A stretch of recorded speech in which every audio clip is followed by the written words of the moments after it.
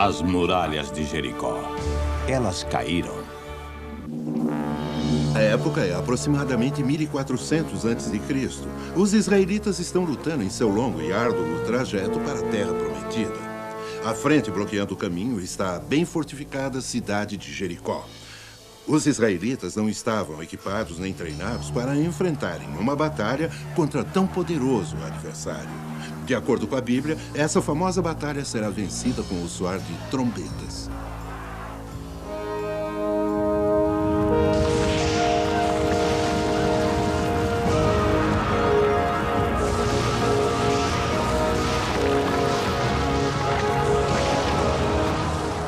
Todos os gritos e sons de trombetas do mundo não vão destruir 4,5 metros de espessas muralhas. Histórias como essas das muralhas de Jericó caindo ao som de trombetas são a razão de não se acreditar em tudo na Bíblia.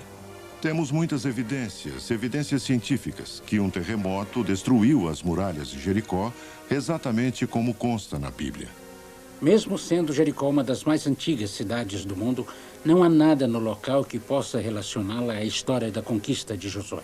Embora Jericó seja uma das cidades mais antigas do mundo, com muitas cidades construídas umas sobre as outras, podemos precisar a data em que a cidade foi destruída pelos israelitas, como descrito na Bíblia. Durante 40 anos, Moisés guiou seu povo pelo deserto da península do Sinai, preparando-o para o dia em que entrariam em Canaã, a terra prometida. Estava agora nas mãos de Josué entrar e possuir a terra prometida. Mas uma grande cidade murada chamada Jericó, que estava lá há milhares de anos, se entrepunha entre o sucesso e o fracasso de Josué em conquistar Canaã para os israelitas. Josué não tinha máquinas de guerra capazes de destruir ou mesmo penetrar a fortaleza murada. Só um milagre, enviado por Deus, faria o serviço. E esse milagre, de acordo com a Bíblia, derrubou as muralhas de Jericó com o som das trombetas. Fato ou ficção? Isso aconteceu de fato. Estudiosos da Bíblia acreditam que Josué criou o primeiro exército israelita. Assim como Moisés tirou os escravos do Egito e os moldou em um povo, Josué fez um exército de guerreiros a partir de lavradores, oleiros e negociantes. O verdadeiro nome de Josué entre sua tribo de Efraim era Josia. Moisés o chamou de Josué. O primeiro teste dos madianitas israelitas não tardava em chegar, pois estavam atravessando um país bárbaro e hostil. De novo! Atacar de novo no setor Amalecita! Atacar em nome de Moisés! Em nome de Israel! Em nome de Deus! Atacar! Em Amaleque, as tropas de Josué sangravam. Está escrito que enquanto Moisés mantinha seus braços erguidos, eles venciam. Quando ele abaixou os braços, a luta começou a falhar. Então Moisés pediu ajuda para manter seus braços erguidos o dia todo. E o exército de Josué teve sua primeira vitória. Há pouca dúvida de que Josué também serviu como guarda-costas pessoal de Moisés. Quando o profeta subiu a montanha para falar com Deus, apenas Josué o acompanhou. Houve muitos pequenos encontros com assaltantes, bandidos e tribos briguentas. A Bíblia menciona apenas 2 batalhas maiores enquanto Israel ainda estava no deserto. Rezebom, onde os amorreus foram severamente derrotados, e Pazã, onde as cidades e o arrogante rei foram humilhados e esmagados.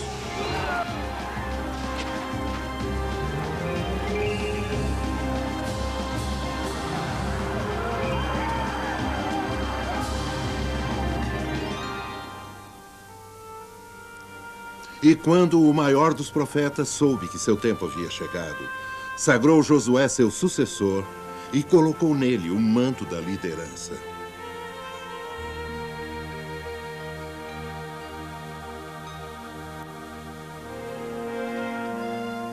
De acordo com o livro de Josué, o rio Jordão parou seu fluxo para permitir que os israelitas atravessassem em direção a Canaã, para que Josué pudesse preparar seu ataque a Jericó.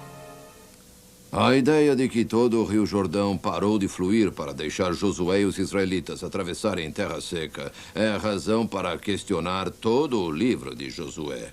Normalmente, o rio Jordão flui rápido demais para ser atravessado a pé. Mas, frequentemente, após terremotos, o curso do rio chega a parar às vezes por 2 dias, como aconteceu em 1906. Estou convencido que a secagem do rio Jordão durante a conquista de Josué foi também o resultado de um terremoto. A Bíblia nos diz que a cidade de Jericó tinha que ser destruída. Era uma fortaleza de depravação, uma abominação aos olhos de Deus e uma porta trancada à terra prometida. Após atravessar o rio, Josué mandou espiões à cidade. E os relatos podem ter causado grande preocupação entre seus generais. Jericó era bem fortificada, bem estocada com grãos da colheita. E havia uma nascente natural no centro da cidade. Jericó podia resistir a um cerco muito longo. Nós nos colocamos numa posição terrível. Agora o rio está atrás de nós e temos todas as cidades armadas de Canaã à nossa frente. Meus conselheiros acham que devemos ir para o sul agora.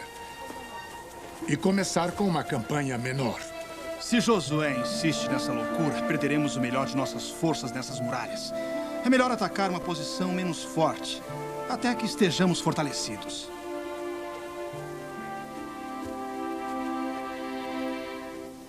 Boas novas. Temos boas novas, valoroso general. A fortaleza dos amorreus está pronta para um ataque. Quando será, general? Na primeira lua cheia, bravo Zebulon. Ora, mas faltam apenas 7 dias. Deus fez o universo inteiro em menos tempo. 7 dias e Jericó será nossa. Tens notícia da cidade? Vão se entregar sem lutar? Estão querendo fazer um acordo? Eles desprezam a nós e a nossa presença. Estão mais fortes e bem abastecidos do que imaginamos. Poderiam enfrentar um cerco de anos. Então, como essa poderosa fortaleza será nossa? Certamente não nos atirando contra essas muralhas altas e desumanas. Com fé, meus capazes e preocupados comandantes. Deus falou comigo. E eu direi quais os planos, pois começamos ao raiar do dia. Com licença, poderoso Josué. Levará semanas para fortalecermos nosso exército. Essa vitória não virá pela força de nossos braços, mas pelo poder de Deus. Por isso, não haverá apropriações, sem saques, nenhum só grão de cereal. Sem prêmios, sem recompensas, mas a cidade está cheia de cereais, nos alimentaria por meses.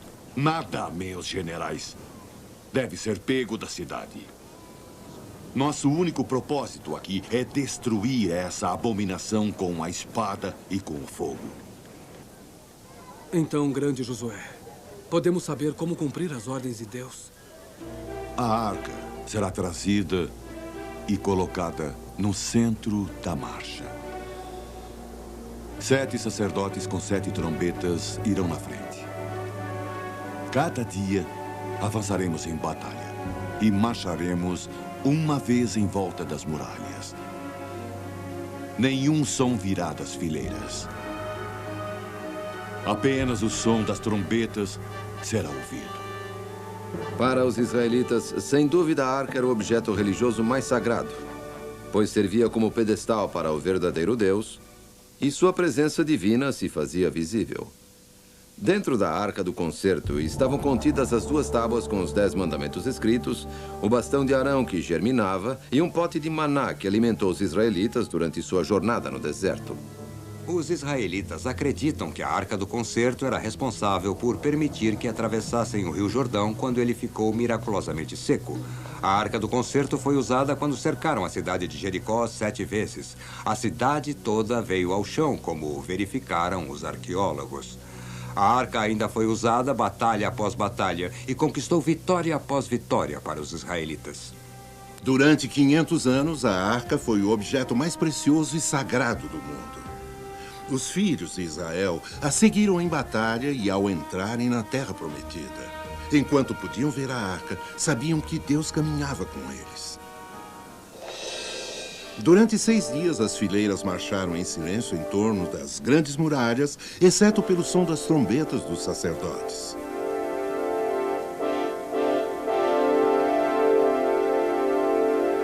Então, no 7º dia, a tropa fez 6 voltas em torno da muralha em completo silêncio. Mas no final da 7ª marcha,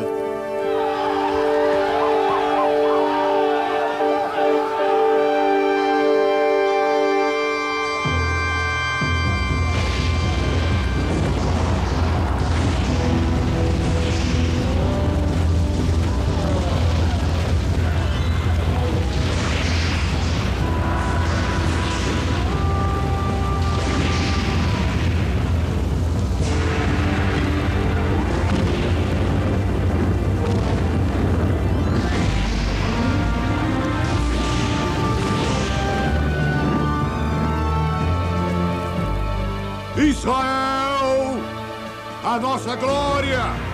Vingadores, atacar!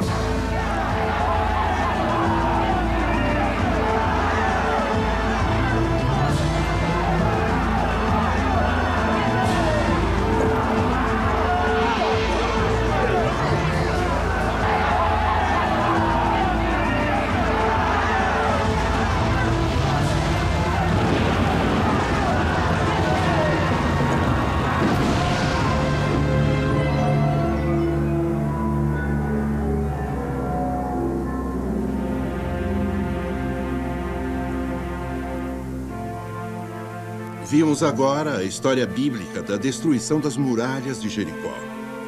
Pode a ciência esclarecer o mistério de como isso aconteceu? E podem nos dizer quando aconteceu, datando astronomicamente? Os antigos não tinham relógios e calendários como temos hoje. Eles olhavam para o céu para saber a hora. Qualquer data era baseada nas fases da Lua, ou no Sol, ou na combinação dos dois. A astronomia é uma ciência exata. Devido ao que sabemos hoje sobre a astronomia, podemos voltar e examinar o que aquelas pessoas disseram e duplicar isso no céu por computador, conseguindo datar eventos com precisão. Usando as referências da Bíblia, fomos capazes de determinar que as muralhas de Jericó caíram no dia 9 de abril de 1421 a.C. Sendo assim, a primeira volta em torno de Jericó foi em 3 de abril do mesmo ano. Podemos determinar isso por um eclipse solar que ocorreu no longo dia de Josué 10 dias mais tarde. Ao vermos a tela, notamos que ao meio-dia, sobre aquela área, o Sol estava sendo eclipsado pela Lua, como podem ver. Temos muitas evidências científicas, de que as muralhas de Jericó foram derrubadas por um terremoto, como descrito na Bíblia. A melhor evidência são os esqueletos desenterrados em Jericó, que foram, obviamente, destruídos por uma muralha derrubada. Por muitos anos, os estudiosos pensaram que a história de Jericó era uma lenda mítica. Quando a evidência arqueológica é interpretada corretamente, no entanto, descobrimos que concorda incrivelmente com a Bíblia. Jericó era uma cidade fortemente defendida. Tinha 2 muros de tijolos de barro à sua volta. A evidência arqueológica indica que esses muros de tijolos de barro tombaram, como descrito na Bíblia, e isso foi provavelmente devido a um terremoto. Restos daquela muralha estão lá até hoje. De fato, tem um daqueles tijolos de barro bem aqui. Ele tem uns 3.400 anos de idade. Se olharem comigo essa reconstrução arqueológica, eu mostrarei como aconteceu. A cidade era cercada por um muro com revestimento de pedra, cerca de 3,5 metros de altura. Em cima disso, havia um muro de tijolos de barro com cerca de 5,5 metros de altura. Isso é o que os israelitas encaravam ao marcharem ao redor da cidade por 7 dias, de acordo com o relato bíblico. Atrás desses muros havia uma barreira maciça que circundava a cidade toda. No topo dessa barreira havia ainda outro muro de tijolos de barro com cerca de 5,5 metros de altura. Nessa barreira haviam casas construídas. Ao escavarem a cidade, os arqueólogos encontraram muitas evidências de que houve um terremoto na época do fim da cidade. Quando escavaram a base desse muro externo com revestimento de pedra, encontraram pilhas de tijolos de barro derrubados, como vemos aqui no desenho. Apesar desses muros de tijolos terem sido derrubados, o alto muro de pedra de 3,5 metros de altura está lá até hoje. Como os israelitas passaram por cima disso? Bem, ao caírem, os tijolos de barro formaram uma rampa, permitindo que os israelitas subissem por ela, entrassem na cidade e a incendiassem. Isso deu amplas provas de que o relato bíblico estava inteiramente correto. Na Bíblia nos dizem que a muralha desmoronou. Dentro da cidade, encontraram grande quantidade de cereal. Era evidente que o fim veio logo depois da colheita. Novamente, isso concorda com a história bíblica. Não é comum encontrar grandes quantidades de cereal em um local antigo. Aqui em Jericó, encontraram em quase todos os prédios grandes potes cheios de grão.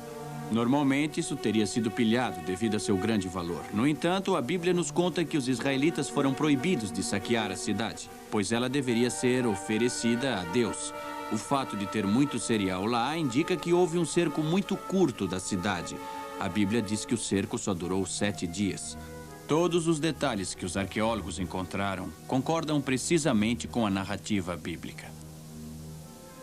Como dissemos no início, o livro de Josué é muito controvertido. Qual é o peso das evidências oferecidas? Nesse caso, embora as dúvidas sejam grandes e desafiadoras, não há qualquer evidência de que as ocorrências descritas no livro de Josué não aconteceram. Os céticos apenas levantam dúvidas se essas coisas de fato aconteceram. Por outro lado, a evidência científica, arqueológica e histórica mais forte demonstrou que tudo o que a Bíblia afirmou poderia ter acontecido e provavelmente aconteceu da maneira como ela descreve esse evento. Há mais nessa história, além da queda das grandes muralhas da cidade de Jericó. É um relato de como a inquestionável obediência de Josué a Deus trouxe vitória, apesar de seus conselheiros tentarem convencê-lo quanto a opções militares. No mundo de hoje, a obediência às leis de Deus ainda causa impacto em nossas vidas e muda o destino das nações? Há algo a se pensar.